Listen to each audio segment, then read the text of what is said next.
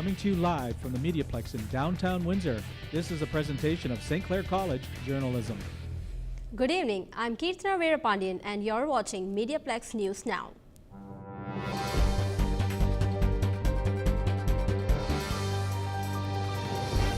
The Gordie Howe International Bridge is coming underway as new details regarding the coast and construction timeline emerge.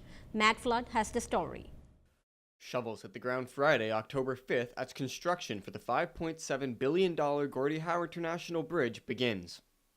Government representatives from both sides of the border and other dignitaries were present, including Prime Minister Justin Trudeau. This bridge is a vital 2.5-kilometer artery that will connect Windsor and Detroit and allow for an increased flow of people and goods between Canada and the United States. We are incredibly proud to support this essential project. Dr. Murray Howe, the son of legendary hockey player Gordie Howe, attended the announcement. Well, to me, it's just a really lasting reminder of who Mr. Hockey was as a man. That he was really a bridge between the two countries. My grandmother Katie came here in 1912, landed in Windsor from Germany. A couple decades later, Mr. Hockey landed on the opposite side in Detroit. And so really Dad has been a bridge between the United States and Canada for his entire life, basically 88 years. Many dignitaries spoke, thanks were given, and celebration was had at the announcement and a community barbecue outside City Hall. For MediaPlex News Now, I'm Matt Flood. So here we are well into October and we have been enjoying some summer-like temperatures. So we sent our crew down to Dieppe Park to capture some of our enjoying the day. What we didn't tell them is the same crew has to go back there in February. Now let's head outside where Jordan Ferris is standing by with an early look at the weather. Jordan? Thank you. Hopefully you've all had a chance to go outside and enjoy this weather. The summer temperatures will be sticking around. It is currently 28 degrees Celsius. I hope you too will stick around as I'm back later on in the show to give you your 3-day forecast. Back to you in the studio, Keena. Election season is full swing starting today as the first of advanced polls begin. Windsor has 5 candidates running for mayor this year. Tate Harris tells us more. Early voters. The mayoral race is heating up for the people who have already made up their minds. Advanced polls have opened. On October 6th, the first day of advanced polling started at Devonshire Mall in front of the old Sears. Terry Knight said around 3 p.m. they already saw around 1,200 voters. She thinks the mall is a great location for advanced polls.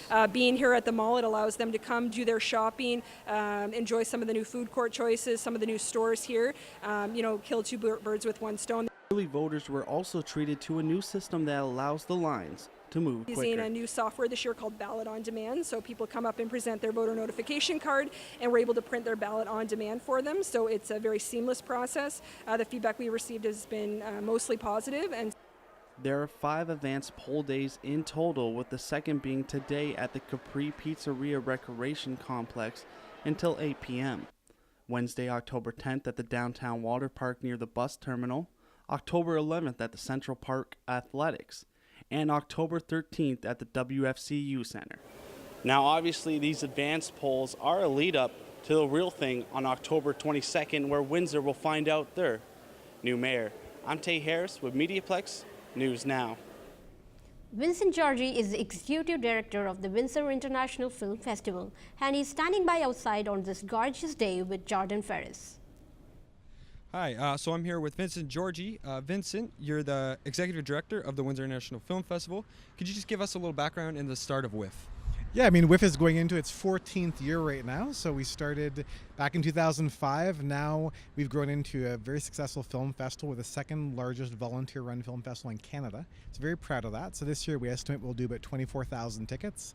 So really a badge of honor for Windsor and something we can all be proud of because we get to show the best films from around the world and great local films here too at the festival. Okay, so you've grown, but in your first year, starting small, how many movies were shown? In our first year, I think we showed between 15 and 20 films. Right. And this year, much bigger, how many movies are coming? Yeah, this year, 143 titles. And where are most of these titles from? Yeah, a lot. There's a lot of Canadian content, and there's films from about 30 countries right now. So you get films from Italy, films from Russia, films from Japan, films from Kenya, all over. We put a strong focus on Canadian, of course, but they're really films coming from around the world. All right. And so, all over the world, but what about local? Windsor, it's being here. What's coming from this area? Yeah, lots of great stuff from here. We're always amazed at the sheer quantity but also quality of local films that get submitted. We have a program called WIFF Local. So this year we've got a couple of feature-length films that we're showing at the festival and a couple of special presentations. We've also got a whole slew of WIFF shorts that have been made from students from the university and St. Clair College and the greater community. And we've also got the 48-hour Flick Fest, which is named after Mark Biscarial, where people have a weekend to make a short film. So we're looking at a very heavy amount of local content this year. It's going to be a very, very strong year for local films. All right, and sticking to the local, what places and venues are going to be used for the festival this year? Yeah, so the festival will take place at the Capitol Theatre, which is our home, and also the Chrysler Theatre at the St. Clair College Centre for the Arts. And also we're adding in this year the Armories, so the University of Windsor School of Creative Arts, the Armories. And all this is right downtown, so all the venues are very, very close to each other. So we'll be running 4 screens at a time.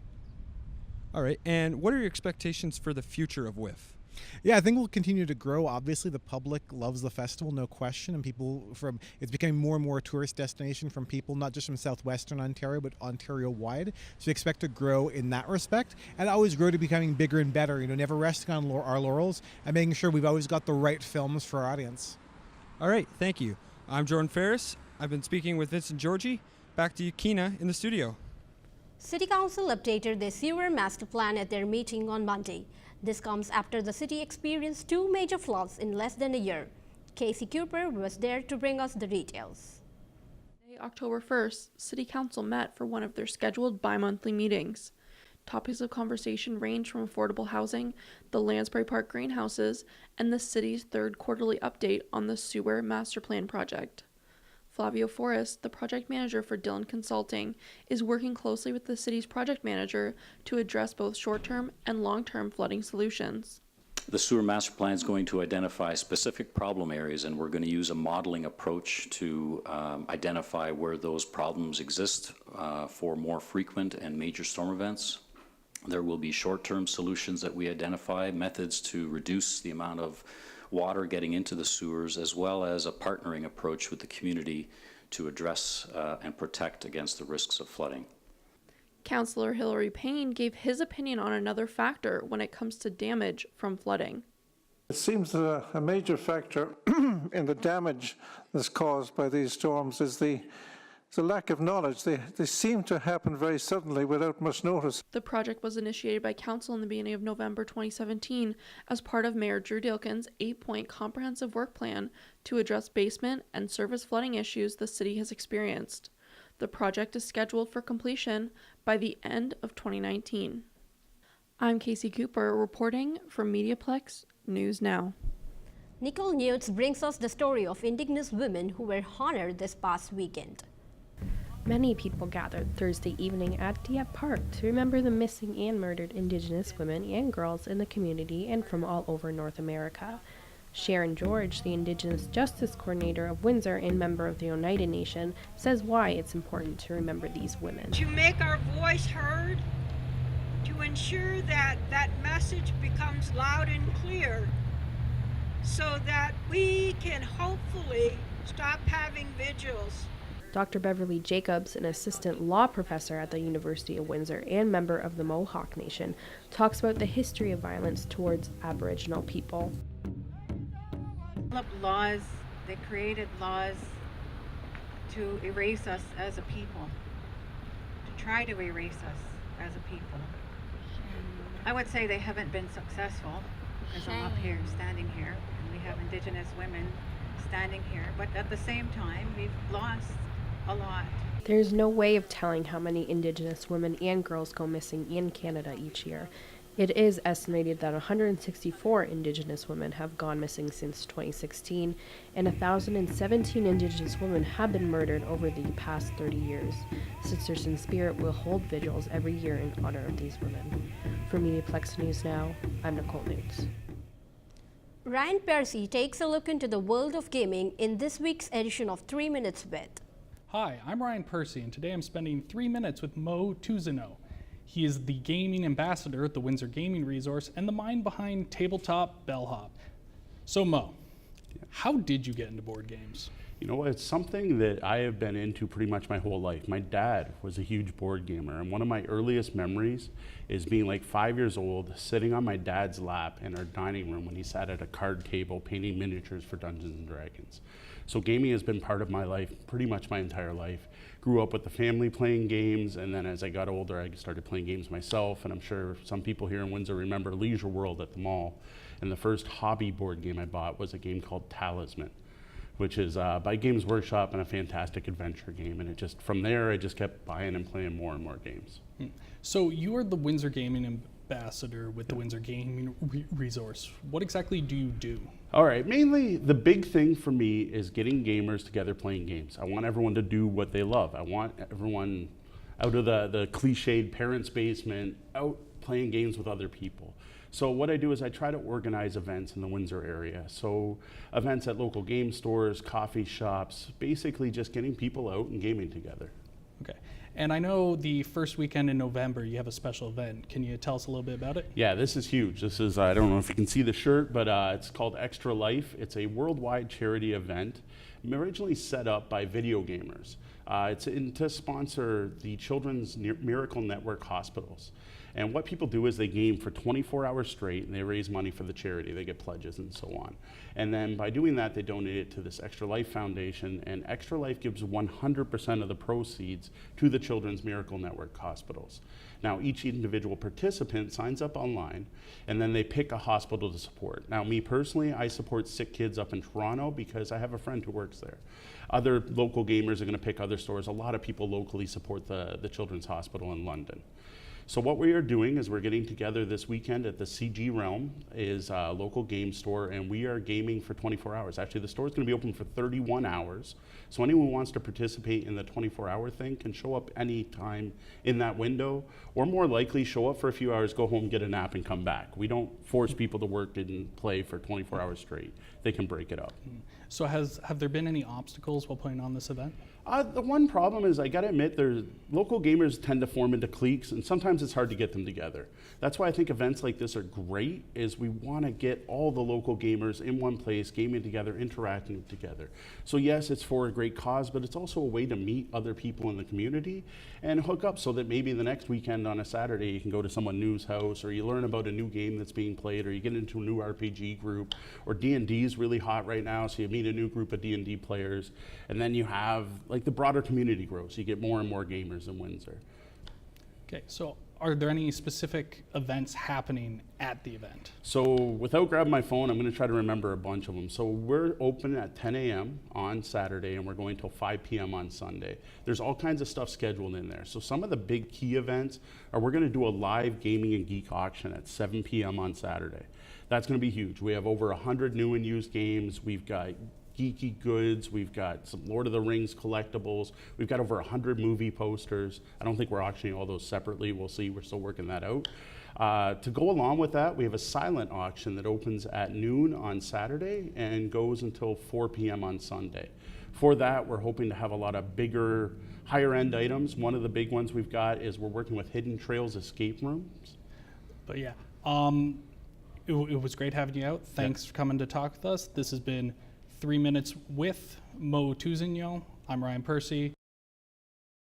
Now Hi, it's time I'm to Ryan head Percy. back outside, where Jordan Ferris is going to bring us this week's weather forecast. Jordan? Did you know that on this day in 1940s, Beatles singer and songwriter John Lennon was born? He would have been 78 today. Now let's take a look at your 3-day forecast. On Wednesday, it will continue to be summer with a high of 27. Thursday, we will fall back to reality with a chance of showers and a high of 16. On Friday, we can expect a mix of sun and cloud with a high of 12. That's it for me from the corner of Victoria and University. Back to you, Keerthana. Homelessness. It's one of the biggest issues the city of Windsor is facing today, and some feel the city needs to do more. Alicia Linnard reports. A lack of affordable housing and shelters has created a buzz around town. People who advocate for the homeless say they feel the city is not doing nearly enough. Tracy Rogers has owned White Feather Holistic Arts on Ottawa Street for the past 6 years. She spoke at Windsor's first Walk for the Homeless event because at the age of 33, she found herself homeless. Immediately, like for the first 3 weeks, I had nowhere to sleep. So I was cold, I was hungry, I had nothing. I didn't have a dime to my name. Rogers says Windsor is lacking in traditional housing, a service offered to her in Toronto that helped her get back on her feet. It provides a free home for someone for up to 2 years and then helps them transition into low-income housing. Patsy Kopis volunteers at a variety of different shelters and nonprofits around the city. She said the waitlist for low-income housing is unacceptable. We need land from the city to build more apartments or money to convert old schools. Over 100 people came out to donate and walk for the homeless. Kopis says she hopes this walk will be an annual event. For MediaPlex News, I'm Alicia Leonard. It was a big year for the downtown Windsor Farmers Market, so big that they are extending the season. Amos Johnson reports. If you haven't had a chance to check out the downtown Windsor Farmers Market this summer, there's still time. While the season typically runs from the end of May to the beginning of October, this year is the start of its first ever season extension. This was a very busy year for the downtown Windsor Farmers Market. Not only did we increase our vendors, but we increased in attendance. I can tell you there's probably over 1,000 people that come here every Saturday. The Farmers Market is a non-profit and volunteer-based event for local food producers and entrepreneurs to promote and sell their wares. It is a community project by the Downtown Windsor Community Collaborative in partnership with the City of Windsor and the Downtown Windsor Business Improvement Association. You know, if you have a product that you want to sell or like a service that you want to tell the community about, especially in this area, the Downtown Windsor Farmers Market's a really good choice for that. The market will now run every Saturday from 9 a.m. to 1 p.m. throughout October. For MediaPlex News, I'm Amos Johnson. Not everyone has dental coverage. It can be expensive and is not a part of many people's benefit plans. Abdul Halul Sami reports. Close to 1 in 4 people in Windsor-Essex County reported having no dental coverage. The Windsor-Essex County Health Unit launched an online and on-paper survey which was completed by approximately 1,800 people, and it shows a number of people reporting having difficulties accessing dental care because of high costs. Kim Casier, the oral health manager at the health unit, talked to us more about the survey. A lot of those surveys provide us with detailed information around people not being able to access dental care. They were suffering from toothaches, broken teeth. Understanding the needs of the people was one of the main reasons the Windsor-Essex County Health Unit launched the survey. Shannon Janis, the health promotion specialist at the health unit, talked to us more about that. Our purpose of doing this is that we wanted to learn more about adults and seniors and the issues they had accessing oral health care. The results of this survey will be available online at the Windsor-Essex County Health Unit Forum later this fall to be shared with everyone. People need dental coverage, but from now until a solution is found, these are your best friends.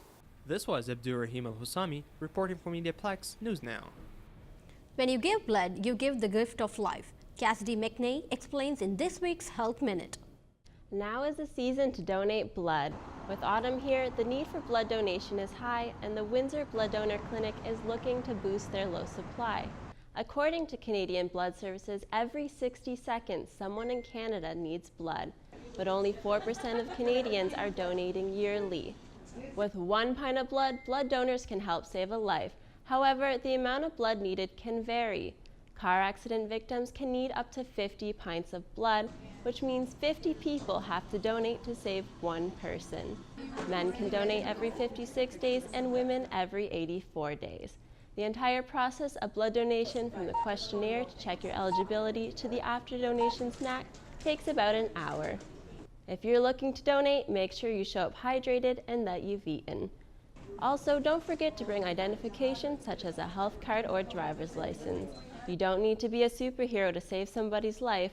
Tap into your inner hero today. I'm Cassidy McNay, and this has been your Health Minute Today. It's time for our weekly feature, Crime Stoppers Crime of the Week, and Jordan Ferris is standing by outside with a special guest.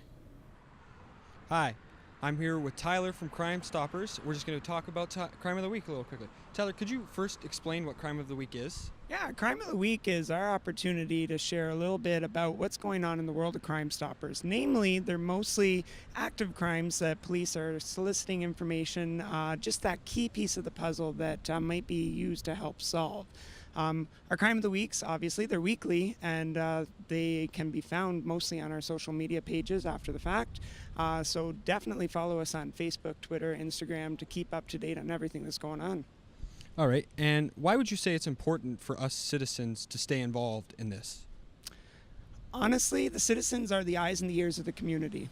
And sometimes using Crime Stoppers gives them that opportunity to be anonymous when they may have a little bit of fear of speaking up for fear of retribution or fear of being a snitch, so to speak. So Crime Stoppers gives them that opportunity to voice what they may have seen or heard without that. Okay, and one concern people have is that, it may not be doing anything. Is the community making a difference?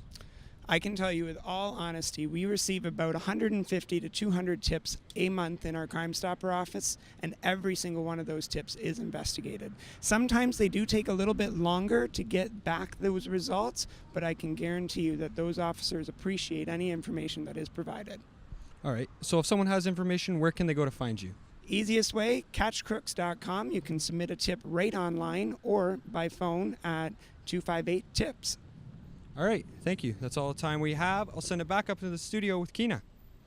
Two brothers fought it out last week when the Windsor Spitfire hosted the London Knights. Cody Wall tells us about this family hockey showdown. Kids are fighting again. It was a story of brothers last week when the Windsor Spitfires hosted the London Knights. Liam and John Luke Foodie faced off for the first time in their OHL careers, something John Luke was very excited for. Oh, of course, it's going to be exciting. Never played against them, only played on the same team, so it'll be a really exciting experience. Well, this is the first time the two brothers faced off against one another at the OHL level. They are no stranger to family competition, competing with one another over everything while growing up. Between me and my brother, it was always very competitive, and with our parents too, me and my brother always just trying to be better than one another.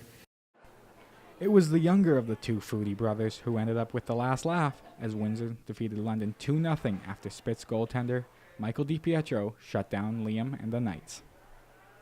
This won't be the last opportunity for the Foodie brothers to play against each other, as they are scheduled to play one another 4 more times this season, the next being on November 25th. I'm Cody Wall of MediaPlex News Now.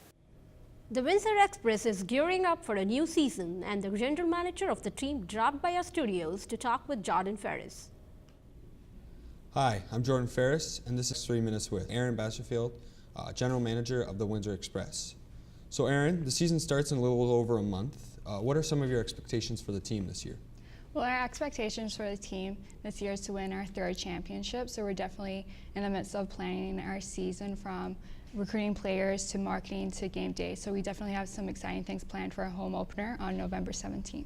All right, and so speaking of these expectations, what have been some of the main focuses of the front office to accomplish this? So for the front office, we're definitely planning different marketing promotions to get the Windsor Essex community out to the games. So we definitely have our theme nights for each game this season, and we're partnering with different charities to raise funds for their organization. All right, and so you've had a busy offseason signing Horace Wormley. What's the significance of signing a player like Horace who had the 2nd most assists in the league last year? So Horace is definitely a good asset to our team, as he is a veteran of the league, so he'll definitely bring leadership to our team. So we're definitely happy with that signing. All right, and the offseason isn't just about signings, there's also the draft. During the draft, you drafted local Miroslav Jasic. What's it like, and why is it important to have local kids on the team?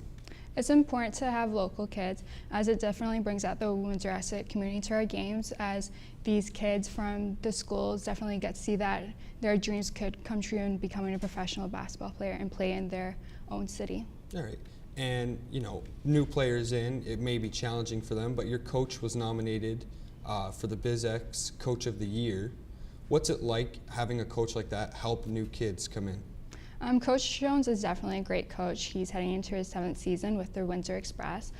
He does have a past experience playing with the NBA, so he definitely knows how to work with the players and from like rookies to veteran players, so he definitely works with them on and off the court.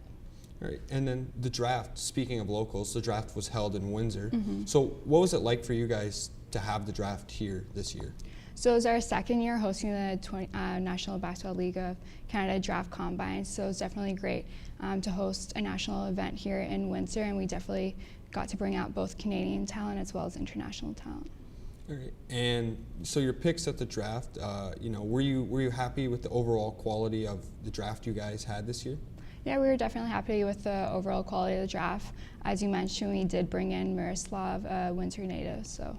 All right, that's all the time I have. I'm Jordan Ferris, and I've been sitting for 3 minutes with Aaron Basterfield, General Manager of the Windsor Express. If you like horses and entertainment, then Pancor was the place to be. Lauren O'Brien explains. Giddy up for the Canadian Cowgirls. At this year's international plowing match in Paincourt, Ontario, the Canadian Cowgirls galloped into the crowd's hearts. The precision drill team, founded at TJ Stables outside of Chatham, had the rare opportunity to perform for their hometown and families. Terry Jenkins, the founder and captain of the team, said they have had opportunities to travel all across North America for performances, and this is one of the few chances they can perform in their home region. Have a great venue, the bleachers are here, everything's here for us to do our complete show. And it was with pride and reverence we carry the Canadian flag in our own community. The team consists of 28 women who are bonded by their love of horses and their country. Katie Van Gorken is a St. Clair College student in the Development Services Worker Program. She has lived in Chatham and been involved with the Canadian Cowgirls her entire life. Over her 6 years, she's grateful for the opportunity to perform for her family. Cool event. It's so connected with the lands and the food, and it's just awesome all around. Just a great atmosphere, wonderful people helping us out, so it's just amazing here. The Canadian Cowgirls have countless awards, including being 2-time winners of the Best Mounted Unit in the Kentucky Derby Pegasus Parade in Louisville, Kentucky. They earned first place over 40 entries. For MediaPlex News, I'm Lauren O'Brien. Kitchener has Oktoberfest, but here in Essex County, we celebrate the Craft Beer Festival. Cassidy McNay ventured out to LaSalle to check it out.